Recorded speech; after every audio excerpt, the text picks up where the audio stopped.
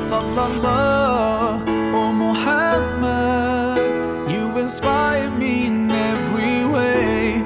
I promise that we're Alhamdulillahi Rabbil Alamin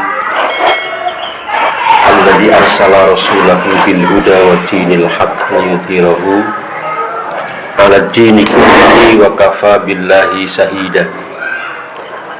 Nasyhadu an la ilaha illallah wahdahu la syarikalah wa nasyhadu anna Muhammadan abduhu wa rasuluh alladzi la nabiyya wa la rasula ba'dah. Pada kesempatan ini saya akan menyampaikan sukses itu salah satunya adalah ketika kita menjalani atau mengerjakan sesuatu itu dengan penuh percaya diri atau dengan confidence, percaya diri. Nah, kadang seorang itu gagal karena dia tidak percaya diri, tidak confidence. Nah, bagaimana agar kita tetap bisa percaya diri? Yang pertama, kita perlu apa istilahnya? Memahami atau memperhatikan kemampuan kita, kemampuan diri kita. Jadi bahasa lainnya itu self understanding. Bagaimana kita memahami diri kita? Bahwa saya itu punya kelebihan. Antum harus yakin antum punya kelebihan. Ya. Kelebihannya apa? Kelebihan makan, kelebihan tidur, gitu. Itu bukan kelebihan namanya. Kelebihan makan itu bikin boros, kelebihan tidur bikin malas, kelebihan apa lagi? Itu bukan kelebihan itu. Ya. Namanya berlebih-lebihan. Beda antara kelebihan dengan lebih-lebihan. Jadi kita pasti punya kelebihan, pasti kita punya sesuatu yang atau kemampuan diri kita itu pasti ada. Saya mampu dalam hal apa sih? Seberapa kemampuan saya itu kita harus yakin. Oh, kalau untuk ketemu dengan itu saya mampu, insya Allah saya mampu menjelaskan. Ya. Jadi nanti harus seperti itu, kita menjadi lebih percaya diri. Ini yang pertama ya. Perhatikan, lihat kemampuan diri antum apa. Kemampuan kita ini banyak. Allah berikan kepada kita ini banyak sekali potensi. Masing-masing kita ini diberi potensi oleh Allah Ta'ala. Tinggal bagaimana potensi itu kemudian kita explore namanya. Ya, kita explore. Di explore itu artinya diperluas. Dieksplorasi itu artinya mengeksplorasi potensi diri, artinya memperluas, melebarkan, memperluas sama ya, kemampuan, mengasah kemampuan diri kita. Itu namanya ya agar kita lebih confidence. Itu yang pertama. Yang kedua, bagaimana agar kita confident berhadapan dengan publik, dengan masyarakat, dengan musinin, dengan donatur, dengan siapapun. Yang kedua, kita tidak perlu takut. Coba antum mulai podium, ya, gemeter dulu, meredek dulu, ya, ngoplok. Nanti di podium kita bicara, tangannya tidak begini-begini ya. Kan buku pun masih begini kan. Kemampuan yang ada pada kita, hafal-hafalan kita, ya itu menjadi hilang. Kenapa? Kita gunakan kekuatan kita untuk mengatasi rasa takut. Itu belum mampu sepenuhnya. Akhirnya kemampuan kita menjadi hilang. Maka tidak perlu takut. Bahwa beda saya dengan orang yang saya datangi, dia orang kaya, saya belum kaya. Nah, tidak apa-apa kan? Pada saat nanti saya juga akan kaya. Paling tidak kayak dia gitu ya. Gitu. Tapi kan nggak perlu takut.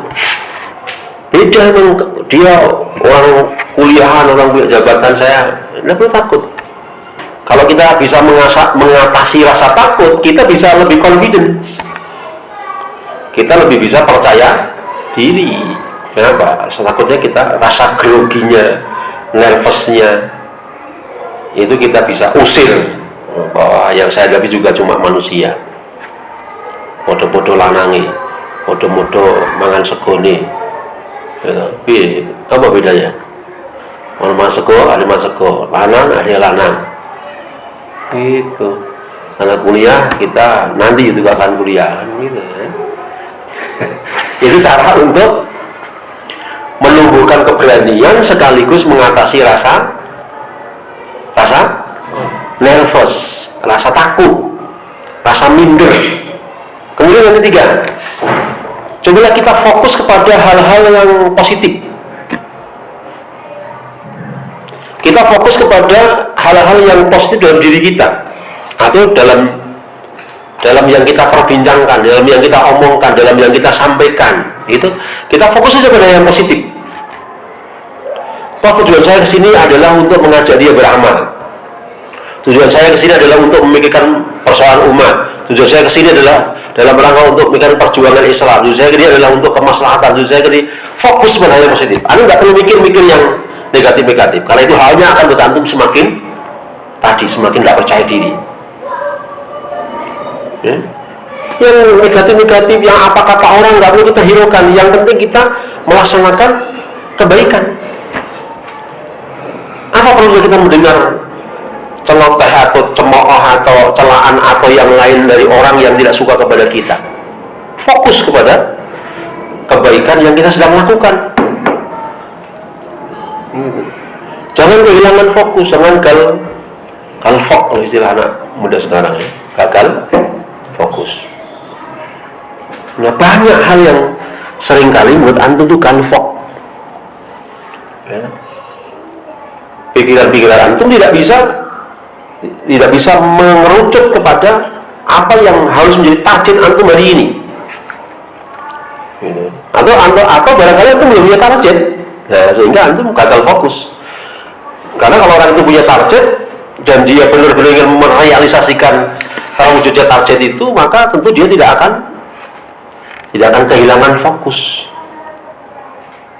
Orang mengerjakan apapun itu kalau nggak fokus, itu nggak akan maksimal.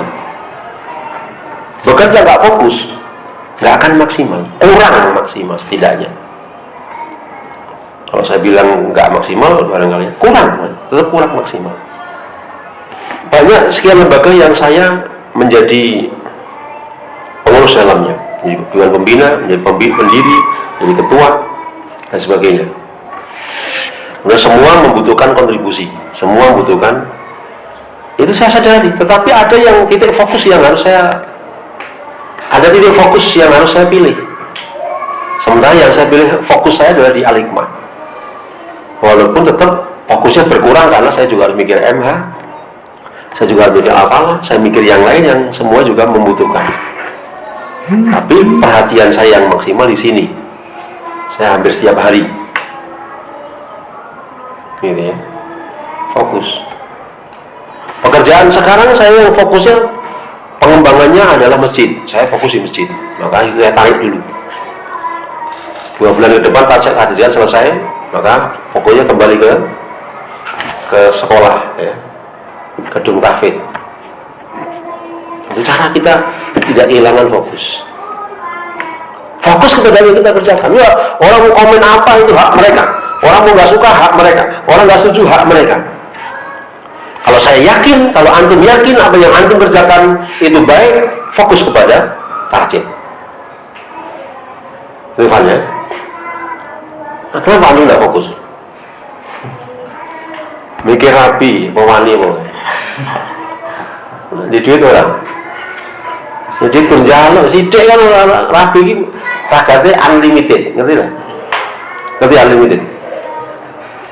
Seterusnya. Saya rapi udah tahun 90 berapa, sampai sekarang saya keragati kalimat qabil tu nikah atas wijah. Ya, saya ragati terus ini. Udah mau 30 tahun.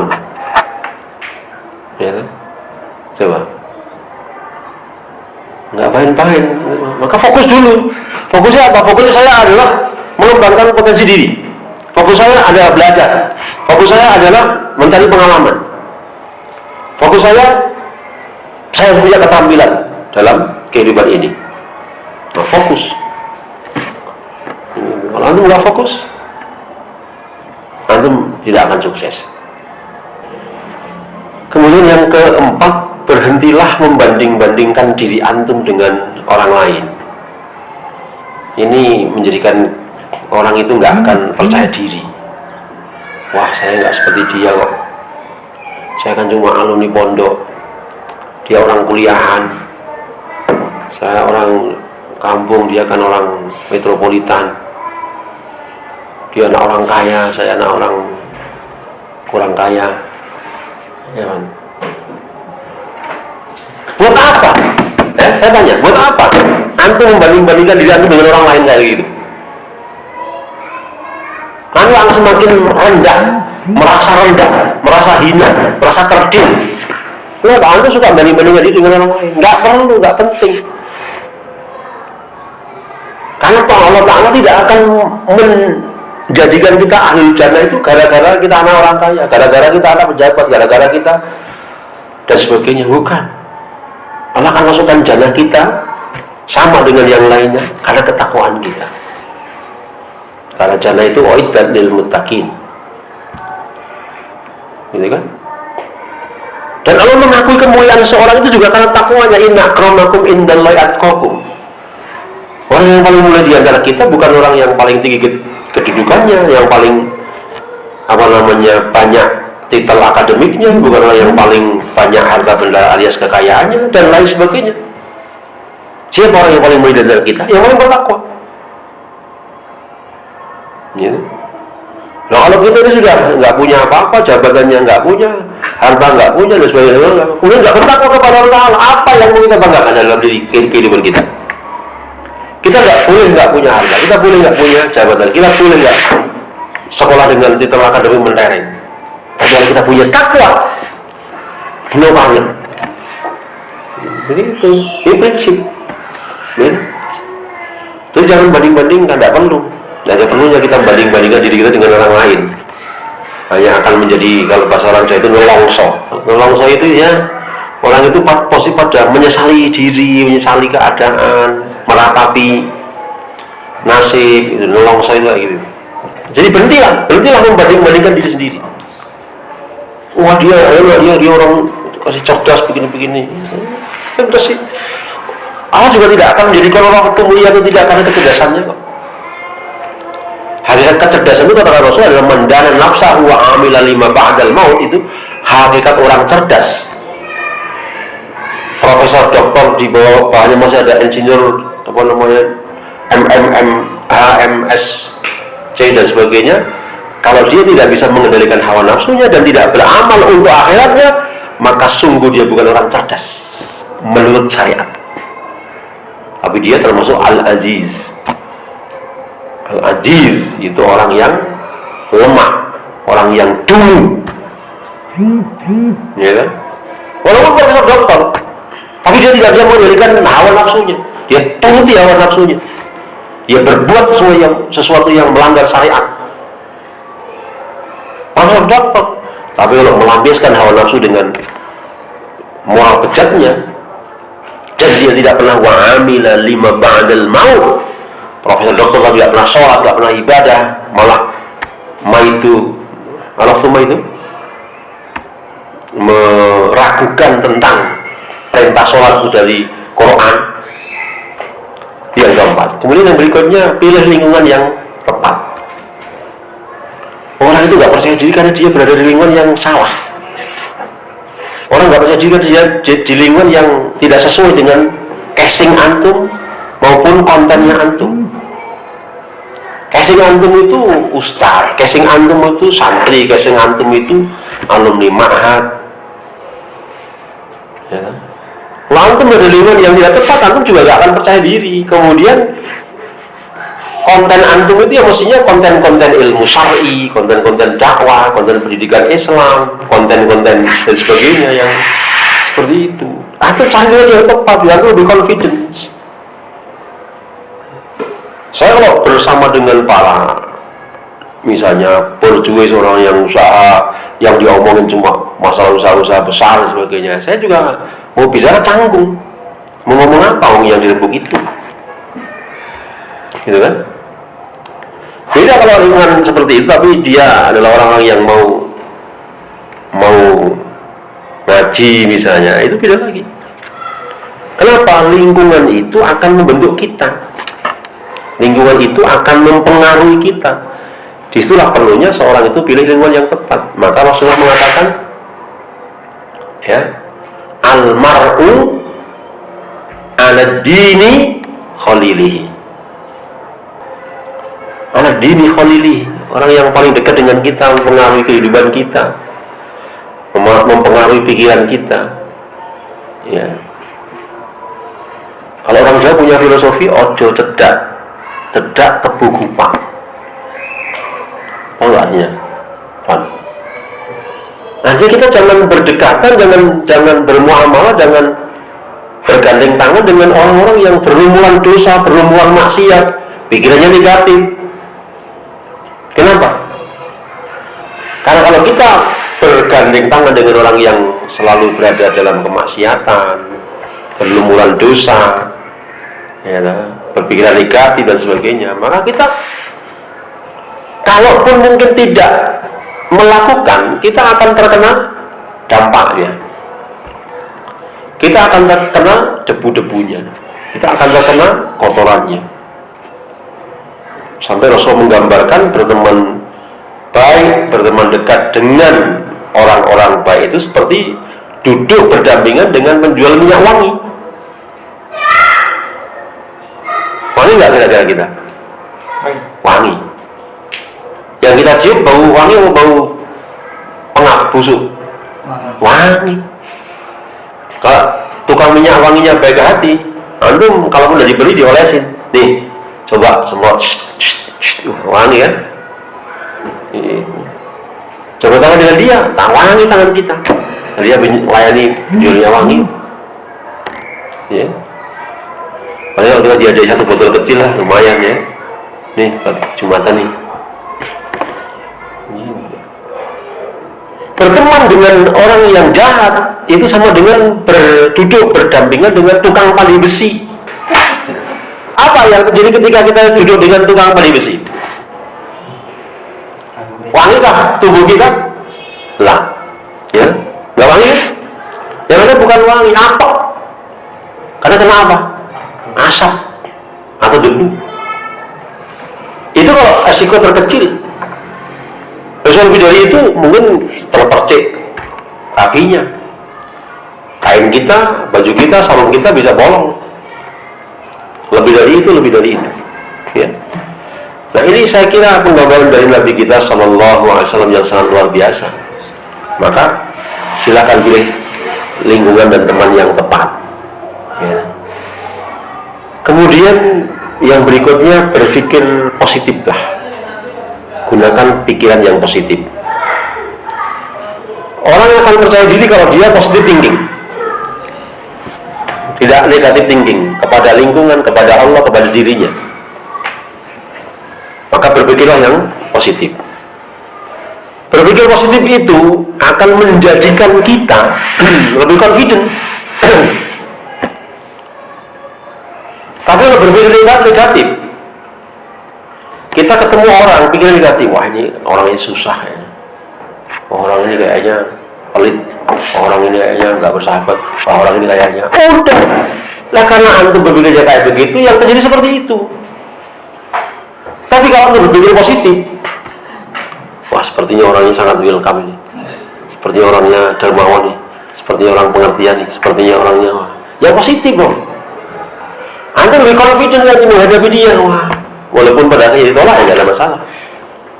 Pikiran positif itu kan sama dengan doa. Ada hadis qudsi di mana Rasulullah menyebutkan, Allah berfirman bahwa ana ma'a dzanni abdi bi. Saya itu bersama dengan sangkaan hambaku terhadapku. Ketika antum menyangka kepada Allah orang ini positif, orang ini baik, Allah akan tunjukkan kebaikan dia. Yang terakhir, agar kita confident, kita mesti harus punya target. Kembali ya, saya terangkan dulu. Target. Kalau orang itu nggak punya target, itu terus apa? Ya. Kita mesti harus punya target. Apa target kita? Nah, hari ini saya begini. Hari ini saya harus begini. Itu target namanya. Apa pentingnya target? Sebagai guide, sebagai penuntun langkah kita. Guide kita itu adalah target kita. Kita akan tertuntun pada langkah-langkah keberhasilan itu ketika kita punya target. Ketika kita tidak memiliki target, maka kita tidak akan tertuntun ke situ. Nggak ada guide-nya. Kita punya target itu sebagai guidance kita. Maka wujudkan sebuah target, raih sebuah target, wujudkan keberhasilan agar kita confident. Orang itu kalau pernah berhasil atau bisa mewujudkan keberhasilan, dia akan lebih percaya diri. Tapi keberhasilan itu dia mesti harus melalui perjuangan. Nah, ibarat pemain bola, dia bisa melesakkan bola ke jalan lawan. Wah, semakin confident dia. Nih, gue nih udah bikin gol nih. Kalian nih gak jangan macam-macam di musuh, kan gitu. Musuh semakin melihat antum sebagai ancaman, walaupun kebetulan kebetulan aja ya. Kalau antum sebagai tim sudah kebobolan, ceng, wah, ini udah tertekan. Kebobolan lagi, tertekan lagi. Untuk bisa menaikkan kepercayaan dirinya, tim antum harus bisa membuat gol. Berapa tinggal 2-0 nih, kita harus terjar nih. Kita cepat bisa bikin gol. Nah, confident kita, naik percaya diri kita. Nah, begitu. Makanya bisa mengembalikan keadaan 2-2, berimbang gitu. Paling tidak kan begitu. Ya. Lalu main badminton, kesemes musuh, wah makin drop lagi nih. Saya bisa nyemes dia gitu ya. Walaupun cemas malah ke diri semes ya. Nah, nggak confident. Harus buat trik yang lain kan untuk bisa mewujudkan kemenangan. Oke ya, saya kira ini mudah-mudahan dengan sedikit yang saya sampaikan bisa benar-benar memotivasi antum ya, kita semua, bagaimana kita lebih percaya diri. Cuma pesan saya, jangan sampai kita menjadi orang itu overconfidence. Apa overconfidence? Terlalu percaya diri. Terlalu percaya diri juga nggak boleh, ya. Terlalu percaya diri nggak boleh. Tetapi tidak percaya diri juga tidak boleh. Kalau antum tidak percaya pada diri antum, bisa. Kalau antum tidak percaya pada diri antum bahwa antum mampu, kalau antum tidak percaya pada diri antum bahwa antum kuat, dan seterusnya, siapa yang percaya kepada antum? Kalau antum sendiri tidak percaya dengan diri antum sendiri. Mudah-mudahan kita semakin yakin, semakin mantap, semakin percaya diri dalam menapaki tugas-tugas mulia kita di jalan dakwah dan perjuangan, jalan iqamatuddin. Saya akhiri. Assalamualaikum warahmatullahi wabarakatuh. Waalaikumsalam warahmatullahi wabarakatuh. Whenever I pray, I'll be sending your praise with the words that I say, Rasulullah.